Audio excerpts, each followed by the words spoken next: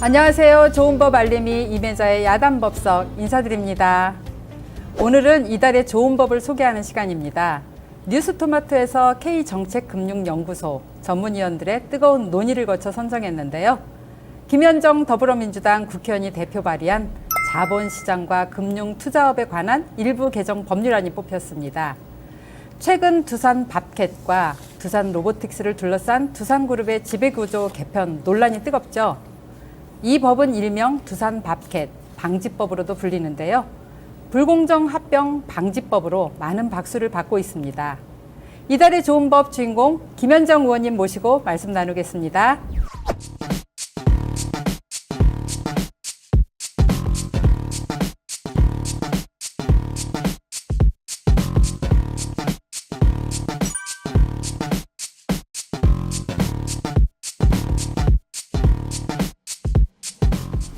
안녕하세요. 김현정 의원님 어서 오세요. 네, 반갑습니다. 네. 네. 지역구가 경기도 평택시 병이잖아요. 네. 평택에서 올라오신 건 아니죠? 평택 아침에 올라왔죠. 아, 네. 아침 매일 5시 반에 출근합니다. 5시 국회로, 반에요? 예. 5시 반에 출근하시려면 몇 시에 일어나세요? 5시에 일어나죠.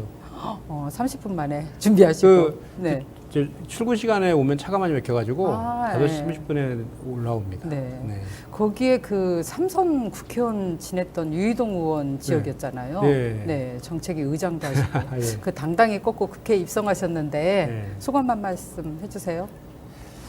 뭐 사전전에 1.56포인트 차이로 제가 졌었거든요. 그때 너무 안타깝게 유이동 졌어요. 의원한테. 근데 사전 만에 또 이제 평택시 갑 을마 있었는데 병이 이번에 신설됐거든요. 네. 신설된 곳에서 다시 또 리턴 매치가 또 됐어요. 네네. 그래서 이번에 제가 9.23포인트로 서록했습니다. 잘하셨습니다.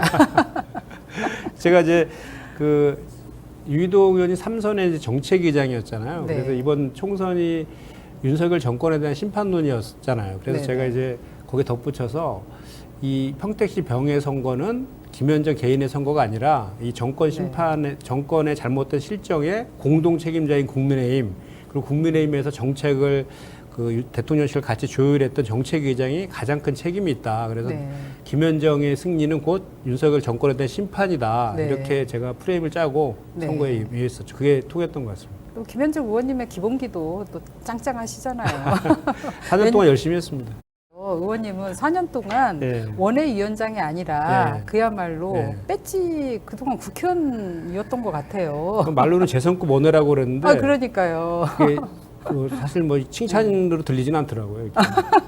아니 워낙 언론 방송에 많이 나오시고 네. 그야말로 대변인 이제 당대표 특보 네. 이렇게 하셔가지고 네, 맞아요. 네. 그 방송이 장점이 많더라고요. 그러니까 일단 네. 방송을 하려면 그 준비를 많이 해야 되니까 네. 자연스럽게 이제 많은 뭐 이렇게 우리 정치적인 영역뿐만 아니라 외교 안보, 남북 관계 뭐 이런 경제 이런 쪽에서도 네. 지식이 이제 자연스럽게 쌓이게 되고 또 인지도가 또 많이 누적되니까 네. 선거에 있어서는 상당히 도움이 많이 되더라고요. 이번에 우리 당대표 최고위원 선거 중인데 거기서도 네. 보면 인지도 높은 분들이 맞아요. 순위가 좋더라고요. 네네. 네.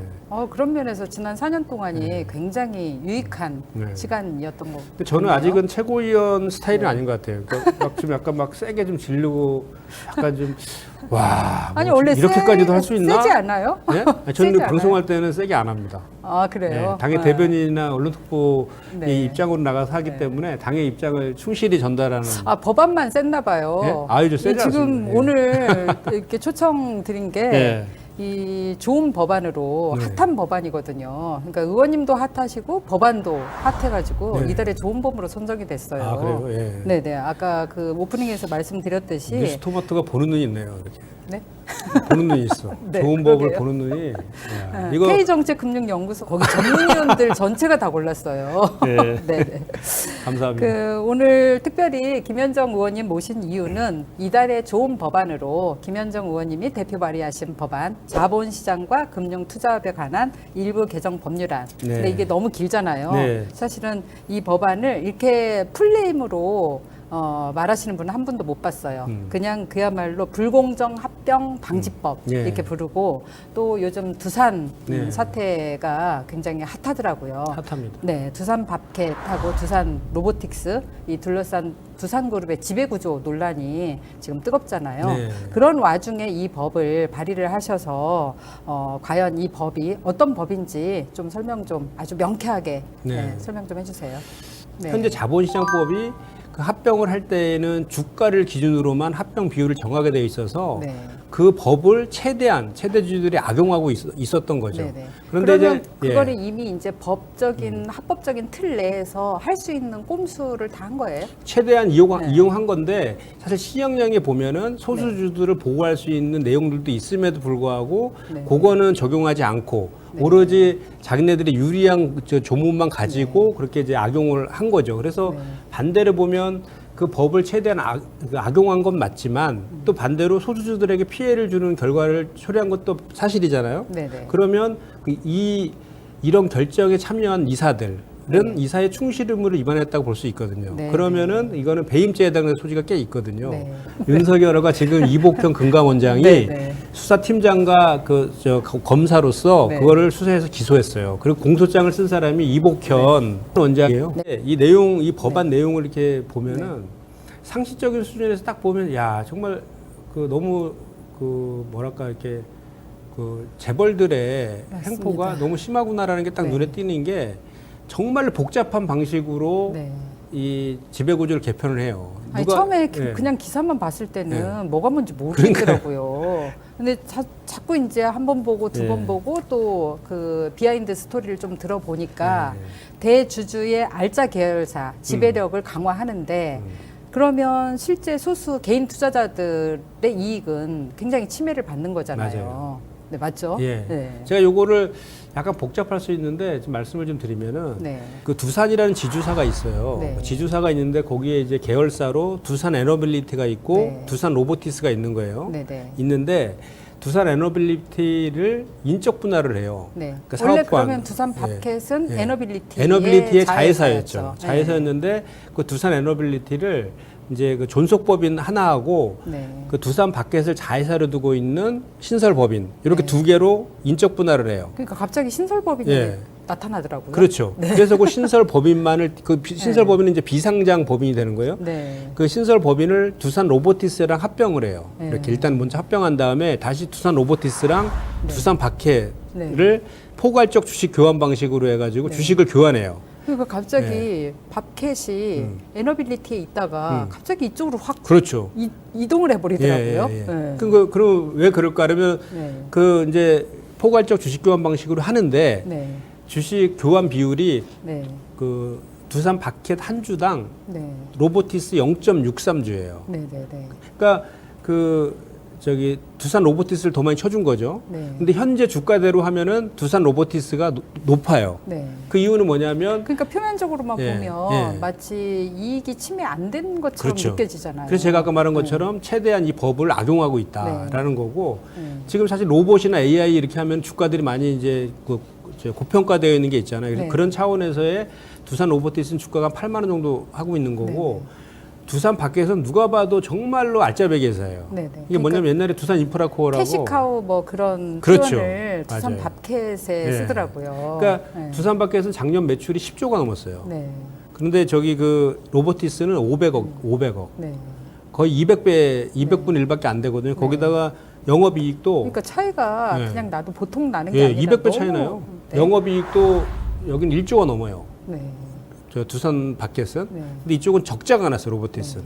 그런데 주가는 지금 이쪽이 높아. 네. 이걸 최대한 악용하고 있는 거죠. 그래서 종전부터 계속해서 주장됐던 것이 이 합병 가액을 정할 때에는 이 주가만을 해서는 안 되고 자산 가치나 뭐 그렇죠. 수익 가치 주가도 네. 포함해서 뭐 네. 수익 가치를 자산 가치 등 본질 가치를 전체를 종합해 가지고 그 평가를 해서 그 비율을 정해야 된다는 얘기가 계속 있었는데 네. 그게 안 됐던 거죠. 근데 그럼에도 불구하고 두산에서는 윈윈 전략이다 네. 이렇게 얘기를 하잖아요. 뭘 있는 누구랑 있는 그러니까 대주주랑 최대주주만 네. 인연했겠죠.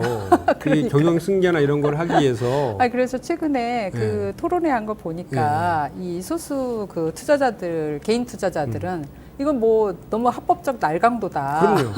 그러니까 실제로 보면 이렇게 했을 때 제가 이제 뭐 이걸 상세하게 설명하면 시간이 많이 걸리고 복잡하니까 결론만 말씀드리면 네. 조금 조금 전에 이 두산에서 하는 방식으로 지배구조 개편을 하게 되면 네. 결과론적으로 두산 에너빌리티 주주들이 네. 100주당 27만 1,000원의 손해를 봐요. 네. 네, 손해를 보게 돼 있다고. 네. 그런데 거꾸로 이제 지주사인 두산은 네. 그 두산 밖에 있죠. 알짜배기 회사잖아요. 네네, 누가 네네, 봐도. 네네. 알짜배기 회사에 대해서 13.8%만 갖고 있었거든요. 네. 근데 이렇게 바뀌면은 몇 프로 갖고 있는지 아세요?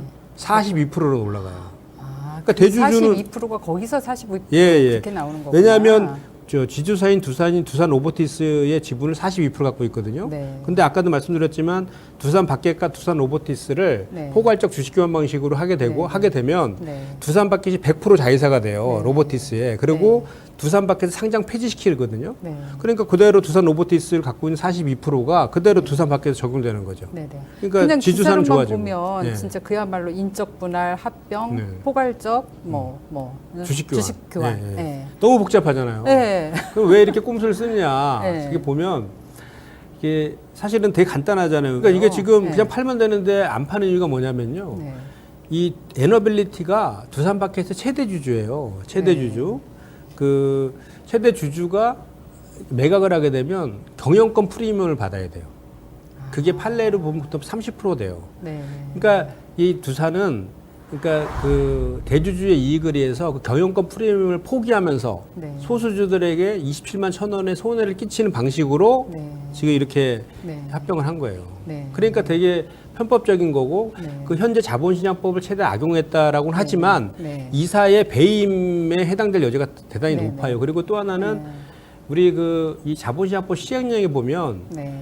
이런 조항도 있거든요. 그러니까 합병을 할 때 그 10%의 범위 안에서 할증도 해줄 수 있고 네. 또 10%의 범위 안에서 감액도 할 수 있어요. 제가 이 의원님이 내신 그 네. 개정안 네. 이 법안이거든요. 네네. 이것만 가져왔는데 사실은 시행령까지 다 디테일하게 봐야 되네요. 그러니까 네. 지금 현재 두산은 법 안에서 했다라고 주장하지만 네. 지금 현재 그 법의 시행령에 의해서도 소수주들한테 피해를 주지 않는 방법도 있었는데 그걸 네네. 안 쓴 거예요. 그 얘기를 내가 하는 거예요. 왜냐하면 네. 좀 전에 말했지만 10% 이상 할증도 해줄 수 있고 감액도 할 수 있거든요. 그러면 예를 들어서 두산 밖의 주주들이 훨씬 더 우량한 회사인데도 불구하고 배당을 통해서 장기 투자를 하고 있는 소주주들한테 피해를 준 거잖아요. 네. 그럼 예를 들어서 근데 그 두산 밖에 한 주당 로보티스 0.63주밖에 안 주는 거를 두산 로보티스를 10% 깎고 두산 밖에 주주들을 10% 더 주는 방식으로 하면은 간격이 확 줄을 거 아닙니까? 이 방식도 현재의 자본시장법 시행령에 있다는 거죠. 근데 네. 그거는 적용하지 않았다는 겁니다. 네. 그러니까 완전히 꼼수죠. 그래서 최근에 그 이사의 충실 의무 있잖아요. 이사의 네. 충실 의무를 현재는 회사한테만 있거든요. 네. 이사가 충실 의무를 회사한테만 충실하면 돼요. 그러니까 주주들까지 확대해야 된다라는 주장을 이복헌 원장이 하고 있어요. 아, 그 상법 네. 개정을 필요성을 얘기하고 있는데 그 기재부 장관은 반대하고 있고 네. 경영계는 반대하고 있는 이런 상황이죠. 근데 그 종전에는 그런 주장을 좀 하더니 요즘에 약간 좀 그 톤다운을 좀 많이 했더라고요. 그러니까 과거에는 그렇게 했는데 안 될 것 같다는 네. 생각이 좀 드는 건지 아니면은 보이지 않는 용산의 기운들이 좀 뻗치고 있는 건지 보이지 않는 모르겠는데 얘기, 손이 어쨌든 약간 톤다운은 되고 있는데 네. 저는 그래서 그런 기조들 계속 유지해야 된다. 네. 그리고 제가 발의한 이 법안에 대해서 네. 긍정적으로 같이 검토하자 이런 제안도 좀 하고 어쨌든 그랬어요. 너무 의원님 기대가 크고요. 네, 네. 그 지금 발의하신 그 자본시장법 요거를 보면 과거 삼성생명법 그 보험업법 네, 네. 개정안 이것도 생각이 나는데 그거하고 좀 비교해서 말씀해 주세요. 그거랑 이거는 사실은 네. 전혀 다른 법안인데 네.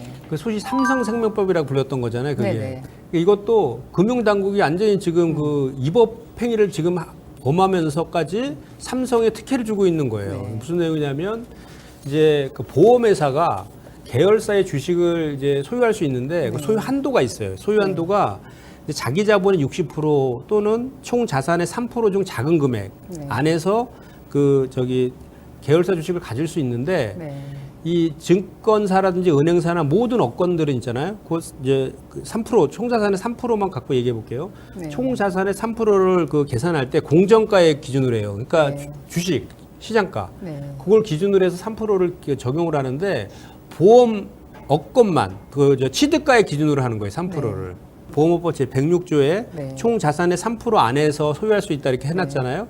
근데 그 3%의 기준은 그 이제 그 모법인 보험업법이라든지 보험업법 시행령에 근거가 있어야 되잖아요. 네. 근거가 있어야 되는데 근거가 없는데 현재 그 금융위에서 만든 보험업 감독 규정에 네. 보험업권만 관련해서 그 법이나 시행령에서 아무런 이임이 없음에도 불구하고 취득원가를 하게 돼 있단 말이에요. 네. 취득원가로. 네. 그러니까 다른 증권이나 보험은 그런 게 없는데 여기만 삼성 보험만 있는 거예요. 그래서 보험만. 지금 현재 그 삼성생명 같은 경우가 총 자산이요 251조예요. 251조. 네. 251조인데 이거를 그 아까 말한 그 저기 운용 가액이 3%로 하면은 7조 5천억, 7조 5천억 정도가 네. 되거든요. 네. 근데 아까 이거 현재 지금 그 운용하고 있는 시가 공정가액 이게 기준으로 다 하면 숫자가 들어가니까 굉장히 어렵네요. 그러니까 49조를 갖고 네. 있어요. 49조. 네. 그러니까 251조 중에 7조 5천억만 소유해야 되는데 그 3% 안에서 3%로 계산하면 7.5조거든요. 네. 근데 49조를 갖고 있단 말이에요. 네. 그러니까 42조를 더 갖고 있는 거예요. 네. 그 공정가액 기준으로 하면은. 그런데 그 보험업 감독 규정에 취득 원가로 하는 거로 보험업권만 이렇게 바꿔놨다고. 네. 그렇게 되면 5조 7천억이 돼요. 네. 그러니까 지금 그 법이랑 시행령에 근거가 두지 않고 있는 보험업 감독 규정에 의해서 삼성 그 생명은 기존에 원래 다른 업권이랑 그 법대로 한다 그러면 42조를 지금 매각해야 되는 네. 일이 벌어지고 있는 거고 삼성화재도 마찬가지 네. 비슷한 이제 그런 사례인데 이 법을 이게 지금 살아 있는 거예요. 그러니까 살아 있는데 이 법을 사실은 19대 이종걸 의원님이 발의를 하셨고 19, 20, 21 지난번 국회까지 네. 계속해서 발의를 했는데 그 심사소위에서 네. 사실은 논의도 안 되고 네. 그냥 뭉개버리고 네. 그러다 보니까 국회 끝나면 자동으로 폐기가 되잖아요. 네. 근데 아니 직접 발의를 좀 하시죠? 제가 지금 준비 좀 해놨고요. 네. 네, 네, 저 네. 시기만 보고 있습니다. 아, 네네. 시기만 보고 있고 너무 제가 네. 핵폭탄급 그 법안들을 자꾸 내가지고 한꺼번에 너무 많이 하면은 나중에 핵이 다 떨어질 것 같아가지고 좀 이게 시차를 두고 해야 될 것 같아요. 그러니까 실무자의 유법한 거는 착오였다고. 수사로 이제 하면 되고 네. 이제 법의 틀이 있는데 네. 그거를 최대한 뭐 약탈적 자본 거래를 하도록 그렇게 하는 것들은 법을 지금은- 개정안을 내서 그러니까 지금 현재도 입법하다니까요. 네. 입법해서 네, 더 명확하게 이렇게 좀 하려고 하는 그런 그러니까요. 취지 있는 거고. 아니, 그래서 과거 삼성생명법도 그렇고 이렇게 대기업들 그 재벌들 횡포에 저항하는 법이 문제는 발의는 되는데 통과가 잘 안 돼요. 네. 그래서 김현정 의원님이 이 발의 직접 하신 법 또 앞으로 향후에 핵폭탄급 그 재벌들 횡포를 저지시키는 그런 법안들 네. 발의를 하시면 네. 통과가 돼야 되잖아요. 네. 이 법 통과 가능성 어떻게 보세요?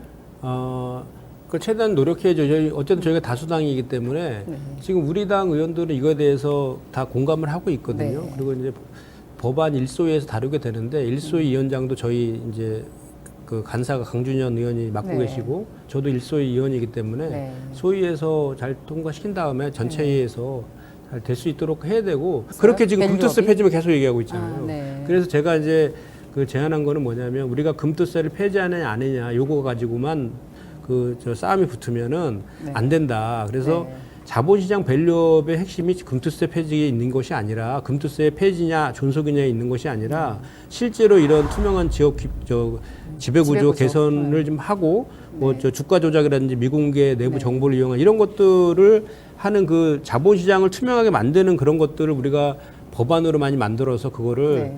그 중점 처리 법안으로 해가지고 좀 통과도 시키면서 왜냐하면 이 법안 자본시장법 이게 만약에 이번에도 물론 뭐 일소위에서 그렇게 논의를 하시겠지만 이게 통과까지 만약에 어렵고 국회에서 뭉갠다면 이제 민심이 가만히 있지 않을 것 같아요. 왜냐하면 그런 흐름이 있는데 국민동의 청원 같은 경우 윤석열 대통령 탄핵 청원도 143만 명이 동의를 했잖아요. 그래서 이 법도 마찬가지로 만약에 국회에서 뭉갠다면 국민 동의 청원 운동도 일어날 수 있겠다라는 생각이 들더라고요. 왜냐하면 그러네요. 법안은 거부할 수 있어도 네. 민심은 거부할 수 없는 이 대명제가 있잖아요. 네, 제가 실제로 이 법 발의하고 네. 그 금융위원장 인사청문회하고 어제 이제 금감원장에 대한 현안 질의 한 영상이 있는데 네. 댓글에 엄청 그 우호적으로. 멋졌어요. 예. 완전 김현종 화이팅이던데. 예, 너무 뿌듯했습니다. 뭐 이렇게 CBS는 김현정 앵커가 있고 국회에는 김현정 의원이 있고 막 그러더라고요. 민주당으로 바꾸시겠다고 하더라고요. 정당. 어쨌든 응원합니다. 네. 네. 어쨌든 네. 지금 저기 이제 법안을 발의했고 법안 심사 소위가 이제 8월 26, 27, 28 이렇게 3일 동안 네. 열리거든요. 그때 이제 법안 심사 올려가지고 통과될 수 네네. 있도록 해야 될 것 같고. 바로네요. 8월 달에 있습니다. 네네.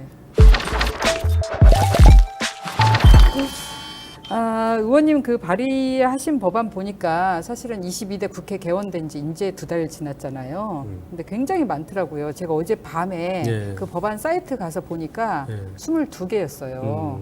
와, 압도적이었어요. 그 많은 법안 발의하셨는데 특별히 주목받는 법안, 아까 그 자본시장법 이외에 몇 개만 좀 더 살펴보려고 하는데요. 네.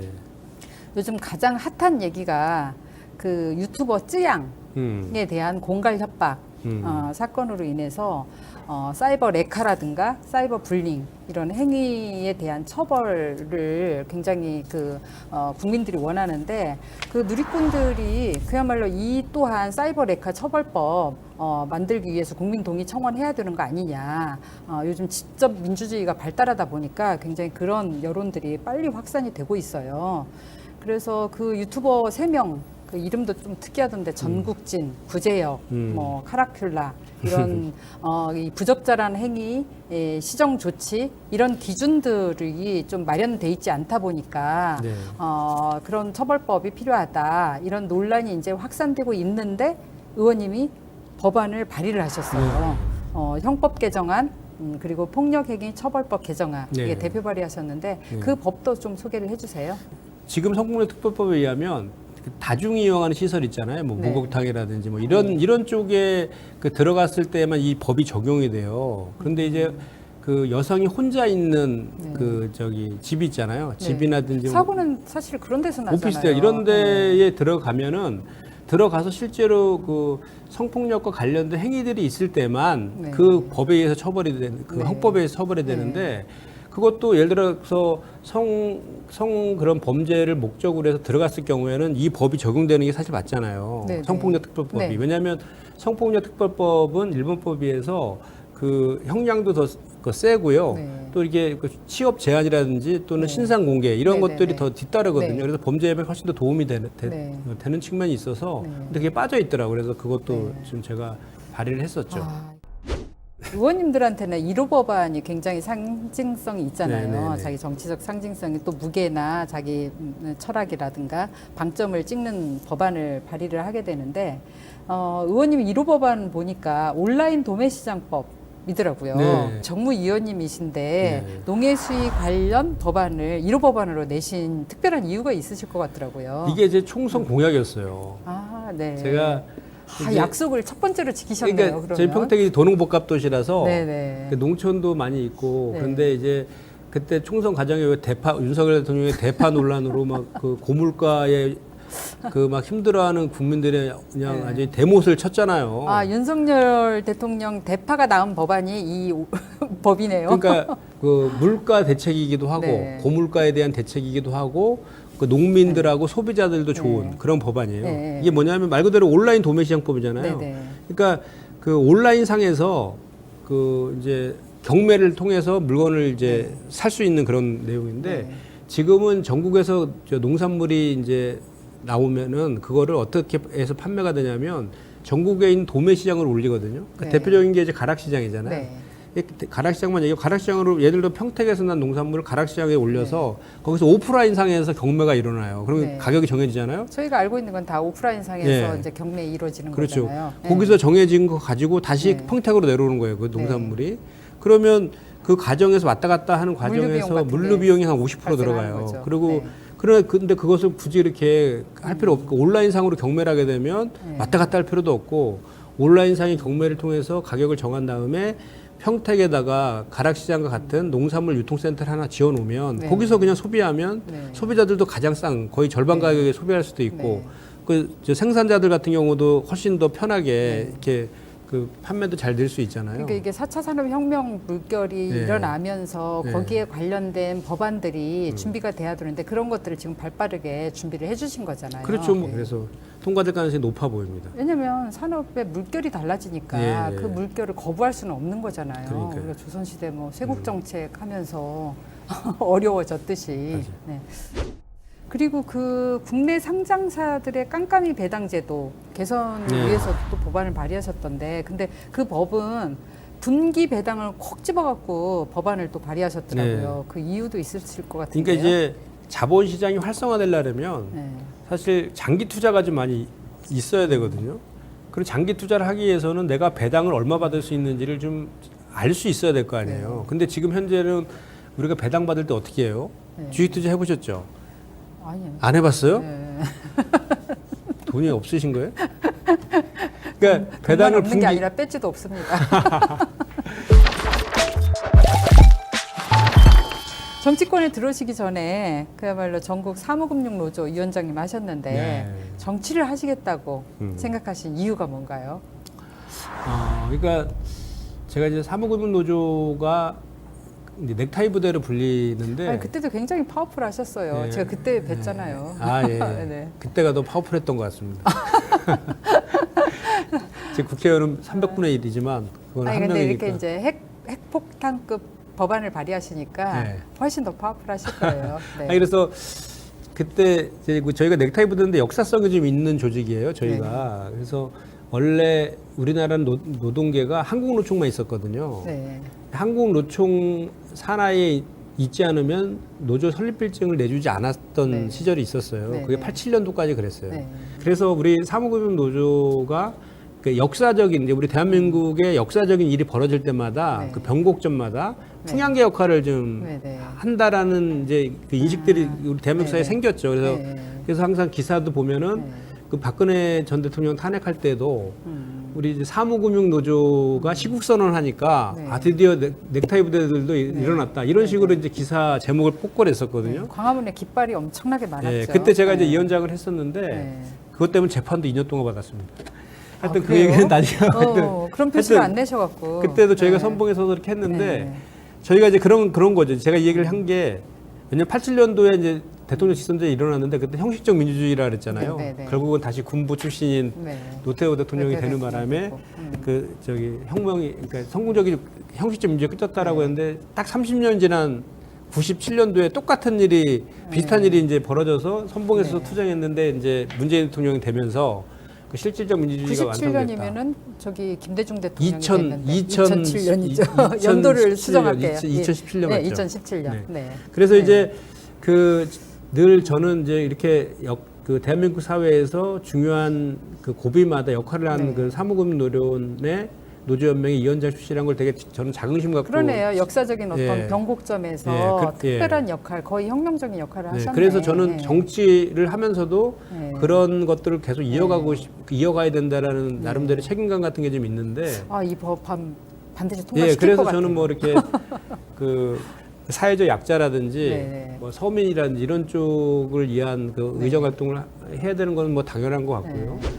22대 국회에서 이것만은 꼭 하겠다. 예. 목표.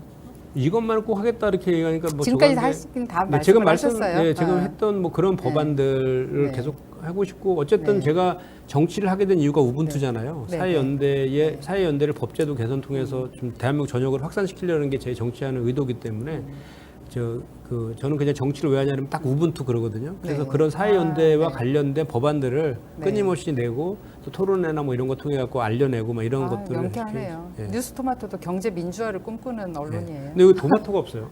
토마토인데. 색깔은 토마토 색깔인데. 토마토가 빨간색밖에 없나? 이게 설익은 거는 파란색도 있지 않나요? 여기 빨간. 저희 다 예. 요즘은 다 이렇게 잘 익었어요. 하셨는데. 아니 겉과 속이 똑같아야죠. 지금까지 좀 무거운 법 얘기했는데 물론 뭐 무겁지도 않게 말씀을 하셔갖고 너무 재밌었고요. 좀 밸런스 게임으로 가볍게 네. 좀 게임을 해보겠습니다. 지금 민주당 전당대회 막바지로 이제 가고 있는데요. 예. 그 어대명, 어차피 대표는 이재명. 네. 인데 그걸 넘어섰더라고요. 예. 확대명으로. 그러니까요. 확실히 대표는 이재명. 그 대설은 있는데요. 이제 그래서 대표가 되고 안 되고는 이미 답이 나와 있고 득표율이 몇 % 정도 될 건지 한번 예측 한번 해주세요. 그러니까 제가 볼 때는 한 80에서 90% 사이 정도 될 것 같아요. 그래요? 예. 네. 85? 85. 예. 네. 그럼 마침 뭐 줘요? 토마토 줘요? 수박 드릴게요. 파란 토마토. 수박 드릴게요. 수박은 우리가 조심해야 돼요. 토마토 드릴게요. 네. 토마토 주스로 드릴게요. 파란 토마토로. 전당대회에 또 최고위원 선거도 있잖아요. 네. 굉장히 치열하더라고요. 대표야 뭐 확대명이다 보니까 최고위원 선거가 오히려 더 치열해져서 8명 후보가 있는데 다섯 명 뽑는 거잖아요. 네. 정봉주, 전현희, 예. 김병주, 예. 김민석. 예. 그 마지막 한 분이 누구예요? 지금 이현주죠, 이현주. 이현주. 이현주인데 이제 제가 보니까 네. 정봉주 의원 같은 경우에는 이제 그 두 가지가 좀 맥히는 것 같아요. 네. 하나는 우리 당을 위해서 그동안 많이 이제 고초를 네. 겪었다. 네, 네. 그래서 지난번에 중앙위원회 연설을 감정적으로 감정적이 아니라 감동적으로 잘했어요. 네. 동정론이 꽤 있더라고요. 네, 그리고 거기다가 이제 유일한 원외잖아요. 네. 그 원외에 또 한 명 정도 있어야 되지 않느냐. 또 유튜브에서 워낙 말씀 네, 많이 그런 것도 있고 뭐 네, 본인도 해왔죠. 파워 유튜브이시기도 하고. 네, 네. 그러니까 본인의 서사가 있잖아요. 이렇게 네. MB 정부 때 네. 탄압받았던 분의 선화서도 있고 또 공천 받았다가 또 컷오프도 얘기도 하고 받았다가 네. 또 반납도 하고 뭐 이런 것도 네. 그럼에도 불구하고 민주당을 네. 위해서 네. 열심히 윤석열 정부랑 싸웠던 그런 이미지가 네. 있는 것 같고. 네. 그 다음에 이제 재밌는 거는 전현희 의원하고 김병주 의원 같아. 그러니까 네. 뭔가 하나 확 해야 돼. 그 정신 나간 사람 한마디로 그냥 지금 김병주 의원 지금 완전히 지금 된 거잖아요. 그때 저도 그 네. 자리에 있었는데 아 그래요. 그때 뭐 하셨어요? 네? 같이 하시지. 정신 나간 예? 딱 뭐 정신 나간 줄 하는데 아니 근데 그 김병주 의원이 의외로 네. 되게 정무 감각이 뛰어나셔요. 아니, 저 처음에- 일부러 한 것 같아요. 그 처음에 예. 그 비례 하실 때 네. 저도 그때는 좀 같이 있었거든요. 사성 장군 출신인데 네. 좀 통통하신 분 귀엽잖아요. 또 이렇게 외모도 사성 장군 같지도 않고 근데 또 저쪽 그 그리고 정부 여당이랑 네. 막 그 할 때는 정말 막 그 저거 네. 하잖아요. 지난번에 그 무인기 뚫렸을 때도 네, 네. 그렇고 이번에 정신 맞아요. 나간 그 정신 나간 그거로 해갖고 지금 그 순위가 지금 된 것 같아요. 그리고 굉장히 친화력이 네, 뛰어나셔서요. 맞아요. 술자리에서도 뭐 그냥 한 자리에 앉아 있는 법이 없어요. 다 이렇게 돌아다니세요. 그러니까요. 그러니까 네. 그런 게 그 연세도 꽤 되신데도 네. 그런 게 이게 네. 저 정치가 체질이신 것 같아요. 아, 그 전현희 의원도 저기 그 법사위 그 청문회 할 때 네. 여기 이거 있잖아요, 이거. 데일밴드. 이거 이거로 엄청 떴죠. 이것도 또 거기 그러잖아도 권익위원장 하면서 윤석열을 탄압받다가 여기 와서 또 여당한테 또 네. 아니, 두들겨 맞으니까 김건희 여사 출석 요구서 네. 이렇게 갖다 주러 용산 갔잖아요. 그때도 뭐 그러니까. 전투력이 장난이 아니더라고요. 그러니까요. 네. 근데 그게 보니까 저도 그 좀 아니 전투력 하면 김현정 아니에요? 아니 저는 그 네. 이렇게 공식적으로 이렇게 뭐 이렇게 네. 하고 이런 거는 제가 위원장이니까 어쩔 수 네, 없이 네. 그냥 제 역할이니까 하는 건데 저는 뭐 인위적으로 하고 막 그런 거는 아니 사실 잘- 왕년에 네. 노조 위원장 네. 그 파이팅을 이제 이렇게 본령으로 돌아가세요. 노조 위원장들이 다 이렇게 막 폭력적이지 않아요. 아 넥타이 부대. 아니 저는 그런 거 잘 그런 거는 저 네. 사실 좀 체질적으로 잘 못하겠는데 저희 그 의원들 왜 이렇게 뭐 본청이나 이렇게 앞에서 이렇게 뭐 이렇게 기자 네. 회견하고 집회하고 할 때 보면 그 자리 좋은데 잡으려고 막 그냥 막 밀치고 들어오시는 분들 많더라고요. 원발제 있어도 근데 눈에 띄어요. 그것도 실력이라고 그러더라고요. 네, 그럼요. 네, 아부도 실력이고 네. 자리도 실력이고. 이제 저는 아직 갖춰야 네. 될 것들이 너무 많은 것 같아요. 마지막으로 질문 드릴게요. 그 정무위에서 질의하셨던 내용이 제가 귀에 쏙 들어왔거든요. 김건희 여사의 주가 조작 공범이라는 이종우 전 블랙펄 인베스트먼트 대표가 속해 있는 네. 멋진 해병 네. 단체 대화방에서 3부 내일 체크. 이거는 3부 토건 주가 내일 확인이라는 뜻인가요? 그렇죠. 그 문자가 뜬 뒤에 초등학생이 봐도 주가 조작을 의심할 수밖에 없는 정황이 나왔다. 이렇게 질의를 하셨어요. 네. 근데 삼부토건이 그 우크라이나 재건 테마주로 꼽혔잖아요. 네. 그래서 작년에 주가가 급등했는데 그 과정에서 주가 조작 세력 보이지 않는 손 작동했다고 보세요? 그런 이제 합리적 의심을 할 수밖에 없는 상황이죠. 왜냐하면 이게 사실은 그 멋진 해병이라는 카톡방 이전에도 좀 볼 필요가 있는데요. 이 삼부하고 그 이종호 씨하고 김건희 씨하고의 연계성이 있다라는 의혹들이 좀 많은 게 우크라이나 전쟁이 22년 2월 달에 발발을 하거든요. 근데 그 이일준 씨라는 사람이 그 삼부 토건을 그 22년 5월 4일 전쟁이 발발하고 3개월 뒤에 무자본으로 인수해요. 그러면서 전쟁 테마조로 등극을 하거든요. 그러면서 이 삼부 체크하고 카톡방 이것이 뜬 다음에 3개월 동안에 주가가 1,000원에서 5,500원으로 거의 5.5배를 급상승하잖아요. 거래량도 막 몇십 배로 막 뛰고. 그러니까 전형적인 주가 조작의 패턴이죠. 근데 그 시점에 삼부토건의 그 내부 그 경영이나 이런 상태를 보면 완전히 그럴 이유가 하나도 없는 오히려 막 자본 잠식이 돼 있고 막 이런 그 상황 아니었어요. 그러니까 그 내부적으로 대단히 힘든 그런 상황이었는데 주가가 이렇게 올랐단 말이죠. 그렇기 때문에 이거는 이제 뭔가 그 이종호 씨가 그 김건희 여사에 대한 주가 조작의 주포로 알려진 사람 아닙니까? 그래서 이종호 씨를 통해 가지고 그 이제 그 5월 14일 날 그 카톡방에서 3부 체크하고 그 다음부터 쭉 일련의 일들이 우크라이나 바로 다음 날 5월 16일 날 우크라이나 영부인이 한국을 방한하고 그 다음 날 다시 우크라이나에 대한 지원 대책이 발표되고 또 원희룡 국토부 장관이 폴란드의 재건 사업을 위해서 포럼에 참석하는데 거기 삼부토건이 같이 가거든요. 그리고 마지막 정점이 7월 달에 이제 윤석열 대통령이 우크라까지 방문을 해요. 요 사이에 그 550%가 폭등을 한 거거든요. 그 다음에 그러면 그렇게 폭등을 하게 되면 기본적으로 그 금감원에서는 그런 그 이상 징후 있잖아요. 이런 거를 잡아내게 돼 있어요. 이상 징후. 당연히 포착이 돼 있을 건데 그래서 저는 그 질문을 그걸 안 직접적으로 보기가 쉽지 않을 것 같아요. 그걸 오히려 안 잡아내는 게 더 이상하다고 저는 생각할 정도의 이상 징후가 발생했는데도 불구하고 거래소에서도 이거에 대해서 조회 공시 요구조차도 삼부통원에 하지도 않았고 또 이제 7월 달까지 다 끝낸 다음에 설거지까지 다 끝난 다음에 주가가 다시 이제 폭락하기 시작하잖아요.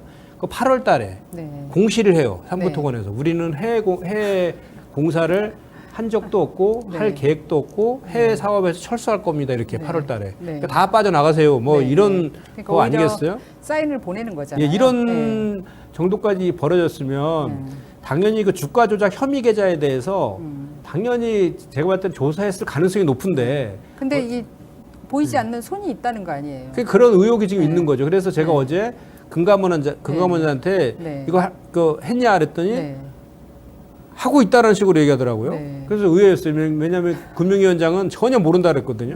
그래서 이제 근데 어떻게 그렇게 질의하자마자 바로 하고 있어요? 그래서 거짓말은 못 하는 거지. 그러니까 거짓말. 왜냐하면 이렇게 이상한 그 주가 변동이 있으면은 그 시스템적으로 그런 거를 걸러낼 수 있는 시스템이 갖춰져 있는데도 불구하고 안 했다라면 직무유기가 되는 거잖아요. 그렇죠. 그러니까 제가 봤을 때는 아마 했을 거예요. 했는데 그거를 발표하지 않았거나 못 하거나. 하긴 하는데 또 슬쩍 한다든가. 근데 그런 여러 가지 의혹들이 있는 거죠. 지금 그러니까 그 의혹에 대해서 어떻게 하느냐도 중요한 거잖아요. 그 단톡방에서 나오는 3부 내일 체크. 그 3부가 삼부토건입니까? 아니면 골프 3부입니까? 아니 그 임성근 사단장이 그 법사위 그 청문회 나와가지고 3부 없다고 얘기했잖아요. 골프장에는 3부 없다고. 골프 3부라고 주장을 하니까. 3부 토건이. 네, 오늘 김현정 의원님 나오셔서 정말 핵폭탄급 법안 발의해 주셨는데 이달의 좋은 법으로 뽑히셔서 귀한 말씀 많이 들었습니다. 바쁘신 의정활동 가운데서도 이렇게 자리 나와주셔서 감사드립니다. 고맙습니다. 감사합니다. 야만적 불공정. 무엇이 공정이고 무엇이 불공정입니까? 우리 사회는 공정합니까? 불공정합니까? 3부 내일 체크.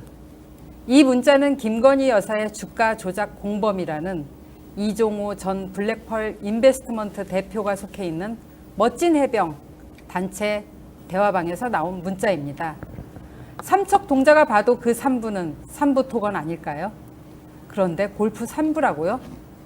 3부 토건 주가 조작 의혹의 끝은 어디입니까? 보이지 않는 세력은 과연 누구입니까? 불공정으로 얼룩진 세계. 아인슈타인은 이런 말을 했죠. 불공정한 사회는 영원히 지속될 수 없다. 임혜자의 야단법석 여기서 마치겠습니다. 함께해 주셔서 감사합니다.